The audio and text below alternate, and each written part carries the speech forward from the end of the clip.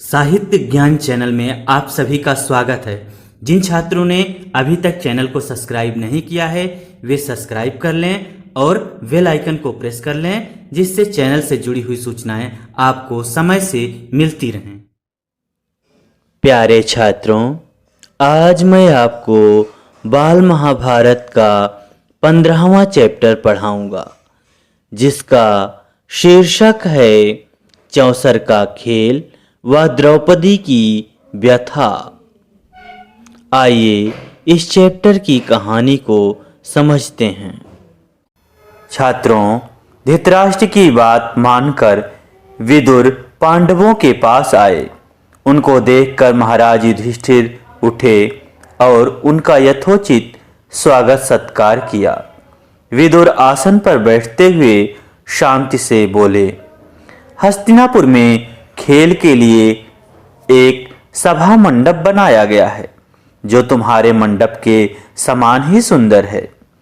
राजा धृतराष्ट्र की ओर से उसे देखने चलने के लिए मैं तुम लोगों को न्योता देने आया हूं। राजा धृतराष्ट्र की इच्छा है कि तुम सब भाइयों सहित वहां आओ, उस मंडप को देखो और 2 हाथ चौसर भी खेल जाओ। युधिष्ठिर ने कहा, चाचा जी, चौसर का खेल अच्छा नहीं होता है, उससे आपस में झगड़े पैदा होते हैं। समझदार लोग इसे पसंद नहीं करते हैं। समझदार लोग उसे पसंद नहीं करते हैं, लेकिन इस मामले में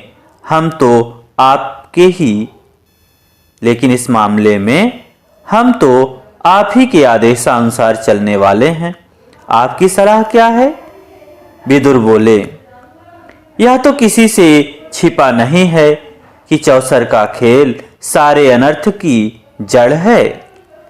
मैंने तो भरसक कोशिश की थी कि इसे ना होने दें, किंतु राजा ने आज्ञा दी है कि तुम्हें खेलने के लिए न्योता दे ही आऊं, इसलिए आना पड़ा। अब तुम्हारी जो इच्छा हो करो। आगे देखिए छात्रों क्या होता है। राजवंशों की रीति के अनुसार किसी को भी खेल के लिए बुलावा मिल जाने पर उसे अस्वीकार नहीं किया जा सकता। इसके अलावा युधिष्ठिर को डर था कि कहीं खेल में न जाने को ही धृतराष्ट्र अपना अपमान न समझ ले और यही बात कहीं लड़ाई का कारण न बन जाए। इन्हीं सब विचारों से प्रेरित होकर समझदार युधिष्ठिर ने न्योता स्वीकार कर लिया।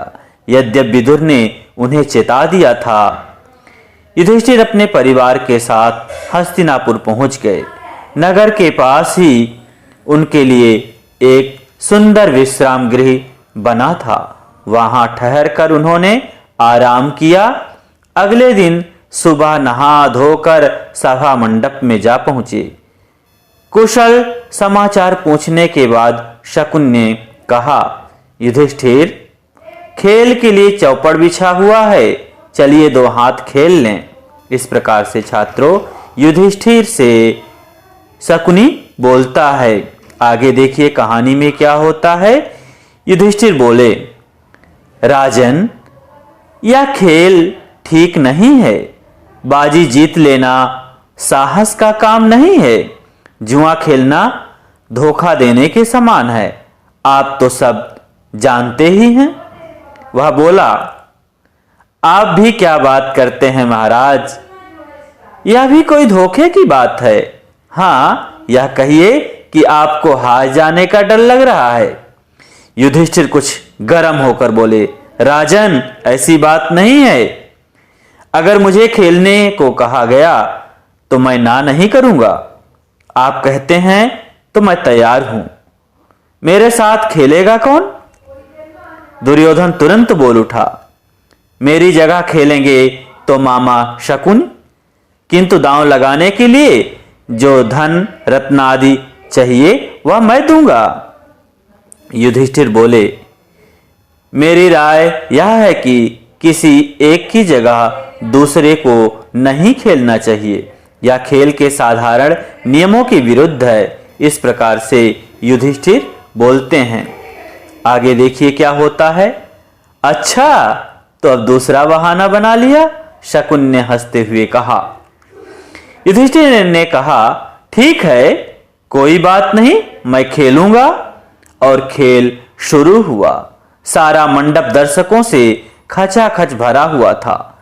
द्रोण, भीष्म, कृप, विदुर, धृतराष्ट्र जैसे वायोवृद्ध भी उपस्थित थे। वे उसे रोक नहीं सके थे। उनके चेहरे पर उदासी छाई हुई थी। अन्य कौरव राजकुमार बड़े चाव से खेल को देख रहे थे। पहले रत्नों की बाजी लगी, फिर सोने चांदी के खजानों की, इसके बाद रथों और घोड़ों की।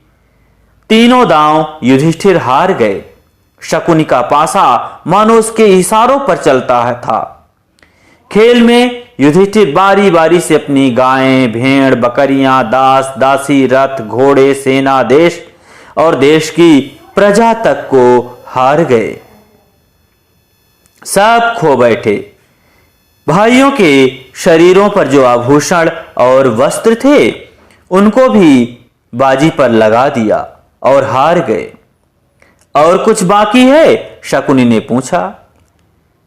यह सांवले रंग का सुंदर युवक मेरा भाई नकुल खड़ा है। वह भी मेरा ही धन है। इसकी बाजी लगाता हूं, चलो, युधिष्ठिर ने जोश के साथ कहा। शकुनी ने कहा, अच्छा, तो यह बात है, तो यह लीजिए, आपका प्यारा राजकुमार अब हमारा हो गया। कहते कहते शकुन ने पासा फेंका और बाजी मार ली। युधिष्ठिर ने कहा, यह मेरा भाई सहदेव, जिसने सारी विद्याओं का पार पा लिया है। इसकी बाजी लगाना उचित तो नहीं है, फिर भी मैं लगाता हूं, चलो देखा जाएगा। यह चला और वह जीता। कहते हुए शकुनी ने पासा फेंका और सहदेव को भी युधिष्ठिर गवा बैठे। वह दुरात्मा शकुनी को आशंका हुई कि कहीं युधिष्ठिर खेल बंद न कर दे। बोला, युधिष्ठिर, शायद आपकी निगाह में भीमसेन और अर्जुन माद्री के बेटों से ज्यादा मूल्यवान हैं, सो उनको बाजी पर आप नहीं लगाएंगे नहीं।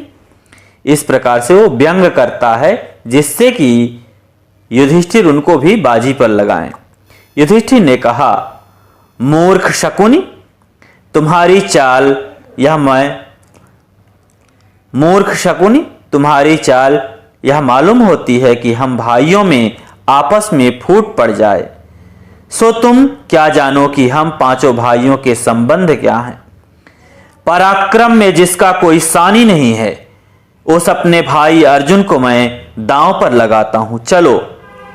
शकुन यही तो चाहता था, तो यह चला। कहते हुए पासा फेंका और अर्जुन भी हाथ से। छात्रों, इस प्रकार से खेल चल रहा है। इस प्रकार से अर्जुन भी हाथ से निकल गया। असीम दुर्दैव मानो युधिष्ठिर को बेबस कर रहा था और उन्हें पतन की ओर बलपूर्वक लिए जा रहा था। वह बोले, राजन, शारीरिक बल में संसार भर में जिसका कोई जोड़ीदार नहीं है, अपने उस भाई को भी मैं दांव पर लगाता हूं। यह कहते कहते युधिष्ठिर भीमसेन से भी हाथ धो बैठे। दुरात्मा शकुन ने तब भी नहीं छोड़ा। पूछा, और कुछ? युधिष्ठिर ने कहा, हां, यदि इस बार तुम जीत गए तो मैं भी तुम्हारे अधीन हो जाऊंगा। लो, यह जीता। कहते हुए शकुनी ने पासा फेंका और यह बाजी भी ले गया। इस पर शकुनी सभा के बीच उठ खड़ा हुआ और पांचों पांडवों को एक एक करके पुकारा और घोषणा की कि वे अब उसके गुलाम हो चुके हैं। शकुनी को दाद देने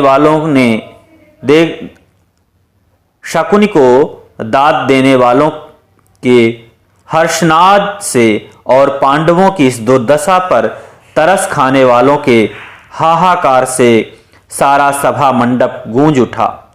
सभा में इस तरह खलबली मचने के बाद शकुनि ने युधिष्ठिर से कहा, एक और चीज है जो तुमने अभी हारी नहीं है, उसकी बाजी लगाओ तो तुम अपने आप को भी छुड़ा सकते हो। अपनी पत्नी द्रौपदी को तुम दांव पर क्यों नहीं लगाते हो? और जुए के नशे में चूर युधिष्ठिर के मुंह से निकल पड़ा, चलो अपनी पत्नी द्रौपदी की भी मैंने बाजी लगाई। उसके मुंह से यह निकल तो गया, पर उसके परिणाम को सोचकर वह विकल हो उठे। हाय, मैंने यह क्या कर डाला। युधिष्ठिर की इस बात पर सारी सभा में एकदम हाहाकार मच गया। जहां वृद्ध लोग बैठे थे उधर से धिक्कार की आवाज आने लगी। छात्रों, इस प्रकार से युधिष्ठिर द्रौपदी को भी खो देते हैं। लोग बोले, छी छी, कैसा घोर पाप है। कुछ ने आंसू बहाए और कुछ लोग परेशानी के मारे पसीने से तरबतर हो गए। दुर्योधन और उसके भाइयों ने बड़ा शोर मचाया, पर युयुत्स नाम का धृतराष्ट्र का एक बेटा शोक संतप्त हो उठा और ठंडी आह भरकर अपने सिर झुका लिया। शकुनि ने पासा फेंक कर कहा, यह लो, यह बाजी भी मेरी ही रही। फिर फिर क्या था? दुर्योधन ने शकुनि को आदेश देते हुए कहा, दुर्योधन ने विदुर को आदेश देते हुए कहा, आप अभी रणवास में जाएं और द्रौपदी को यहां ले आएं। उससे कहें कि जल्दी आए। विदुर बोले, मूर्ख, नाहक क्यों मृत्यु को न्योता देने चला है? अपनी विषम परिस्थिति पर तुम्हें ज्ञान नहीं है। दुर्योधन को यूं फटकारने के बाद विदुर ने सभासदों की ओर देखकर कहा, अपने को हार चुकने के बाद युधिष्ठिर को कोई अधिकार नहीं था कि वह पांचाल राज की बेटी को दांव पर लगाए। विदुर की बातों से दुर्योधन बौखला उठा। अपने सारथी प्रातिकामी को बुलाकर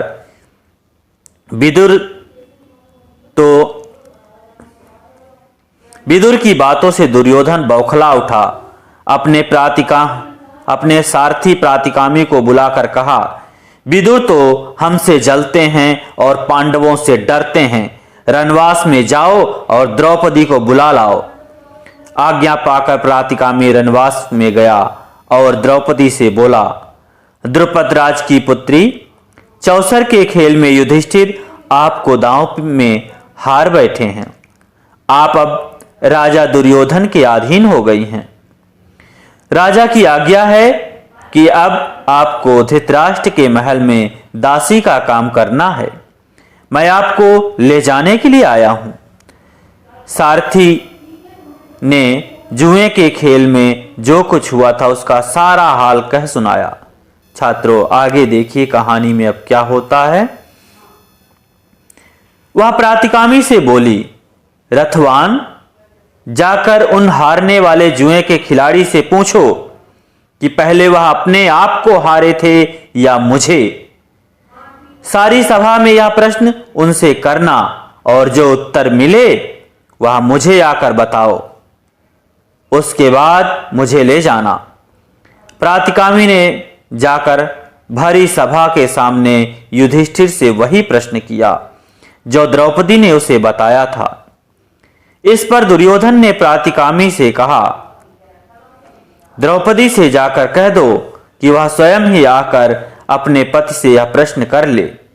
प्रातिकामी दोबारा रणवास में गया और द्रौपदी के आगे सिर झुकाकर बड़ी नम्रता से बोला, देवी, दुर्योधन की आज्ञा है कि आप सभा में आकर स्वयं ही युधिष्ठिर से प्रश्न कर लें। द्रौपदी ने कहा, नहीं, मैं वहां नहीं जाऊंगी। अगर युधिष्ठिर जवाब नहीं देते तो सभा में जो सज्जन विद्वान हैं उन सबको तुम मेरा प्रश्न जाकर सुनाओ और उसका उत्तर आकर मुझे बताओ।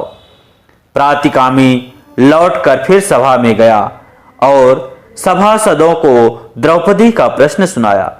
यह सुनकर दुर्योधन झल्ला उठा, अपने भाई दुशासन से बोला, दुशासन, यह सारथी भीमसेन से डरता मालूम होता है। तुम ही जाकर उस घमंडी औरत को ले आओ। दुरात्मा दुशासन के लिए इससे अच्छी बात और क्या हो सकती थी। उसने द्रौपदी के गुथे हुए बाल बिखेर डाले, गहने तोड़ फोड़ दिए और उसके बाल पकड़कर बलपूर्वक घसीटता हुआ सभा की ओर ले जाने लगा। द्रौपदी विकल हो उठी। द्रौपदी की ऐसी दीन अवस्था देखकर धृतराष्ट्र के एक बेटे विकर्ण को बड़ा दुख हुआ। आगे देखिए छात्रों कहानी में क्या होता है। उससे नहीं रहा गया, वह बोला, उपस्थित वीरों सुनिए, चौरस के खेल के लिए युधिष्ठिर को धोखे से बुलाया गया था। वह धोखा खाकर इस जाल में फंस गए और अपनी स्त्री तक की बाजी लगा दी। यह सारा कार्य न्यायोचित नहीं है। दूसरी बात यह है कि द्रौपदी अकेले युधिष्ठिर की ही पत्नी नहीं है, बल्कि पांचों पांडवों की पत्नी है। इसलिए उसको दांव पर लगाने का अकेले युधिष्ठिर को कोई हक नहीं था। इसके अलावा खास बात यह है कि एक बार जब युधिष्ठिर खुद को ही दांव में हार गए थे तो उनको द्रौपदी की बाजी लगाने का अधिकार ही क्या था। मेरी एक और आपत्ति यह है कि शकुनी ने द्रौपदी का नाम लेकर युधिष्ठिर को उसकी बाजी लगाने के लिए उकसाया था। लोगों ने चौरस के खेल के जो नियम बनाए हैं यह उसके बिल्कुल विरुद्ध है। इन सब बातों के आधार पर मैं इस सारे खेल को नियम विरुद्ध ठहराता हूं। मेरी राय में द्रौपदी नियम पूर्वक नहीं जीती गई हैं। युवक विकर्ण के भाषण से वहां उपस्थित लोगों के विवेक पर से भ्रम का पर्दा हट गया। सभा में बड़ा कोलाहल मच गया। यह सब देखकर कर्ण उठ खड़ा हुआ और क्रुद्ध होकर बोला, विकर्ण, अभी तुम बच्चे हो। सभा में इतने बड़े बूढ़े के होते हुए तुम कैसे बोल पड़े। तुम्हें यहां बोलने और तर्क वितर्क करने का कोई अधिकार नहीं है। यह देखकर दुशासन द्रौपदी के पास गया और उसका वस्त्र पकड़कर खींचने लगा। ज्यों-ज्यों वह खींचता गया त्यों-त्यों वस्त्र भी बढ़ता गया। अंत में खींचते खींचते दुशासन की दोनों भुजाएं थक गईं। हाँफता हुआ वह थकान से चूर होकर बैठ गया। सभा के लोगों में कपकपी सी फैल गई और धीमे स्वर में बातें आने लगीं कि इतने में भीमसेन उठा। उसके होंठ मारे क्रोध के फड़क रहे थे।